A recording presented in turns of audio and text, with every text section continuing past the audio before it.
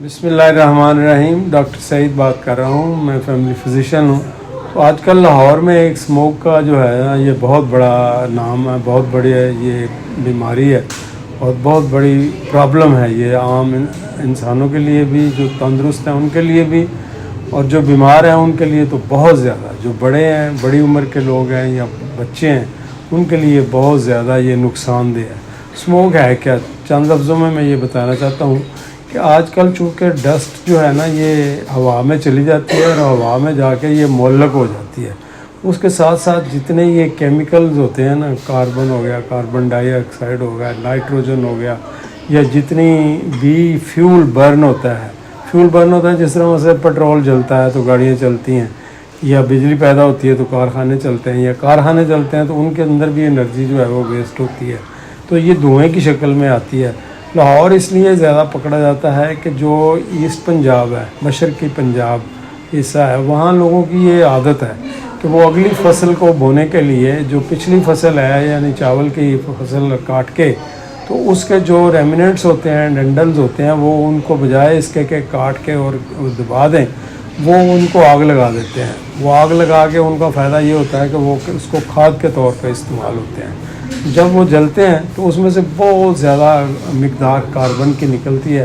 Carbon monoxide जो कि एक जहरीली गैस है, नाइट्रोजन जो कि एक जहरीली गैस है, ये वो गैसें हैं जो कि हवा में मुअल्लक हो जाती हैं, और जब तक ऊपर से बारिश ना हो या ठंड ना हो, ये नीचे ज़मीन पे नहीं आती, ये वो मुअल्लक ही रहती हैं। इसलिए अगर आज कोई धुआं उठेगा ना तो वो कई दिन तक रहेगा। तो इस सुबह के टाइम ये बहुत ज़्यादा होती है। सुबह के टाइम इसलिए होता है कि वो हवा गर्म नहीं होती, ठंडी होती है, वो हवा में रहती है, लेकिन जूँ हवा गर्म होती है, सूरज निकलता है तो फिर और ऊपर चली जाती है। तो आपने देखा कि उसमें देखने भी मुश्किल होती है। कोई भी हिस्सा जिस्म का जो है ना इससे नुकसान से नहीं बचता। सबसे पहले आँखें, नाक, गला, ये बीमारियां ऐसी हैं जो इससे लगती हैं, क्योंकि ये इरिटेट करती हैं। हमारी जो एपिथेलियम है, ये नाजुक झिल्ली जो आती है आँखों में, नाक में, हमारे गले में, इसको इरिटेट करती है। वहाँ जो है रिएक्शन, केमिकल रिएक्शन होता है, जिससे हमें कफिंग होती है, स्नीजिंग होती है, छींकें आती हैं, हम आँखों को मलते हैं।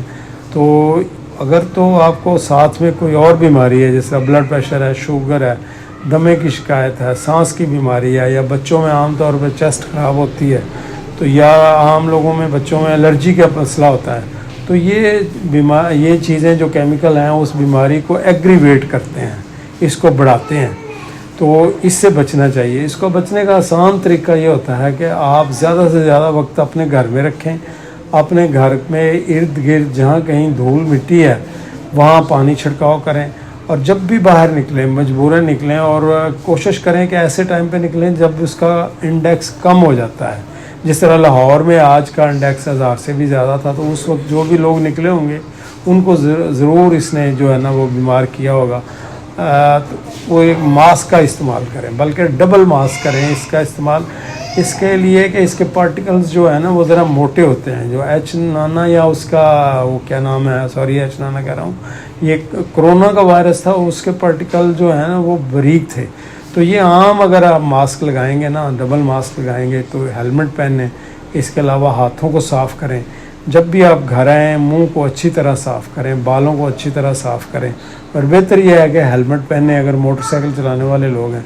ज़्यादातर लोग वो अफेक्ट होते हैं जो कि मोटरसाइकिल चलाते हैं, तेज़ चलते हैं या पैदल चलते हैं, ये वो ज़्यादा लोग फ़ायदे होते हैं।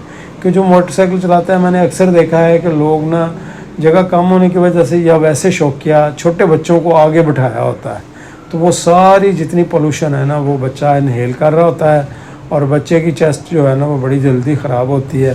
फिर वो कई दिन तक जो है वो दवाई उसको इस्तेमाल करना पड़ती है।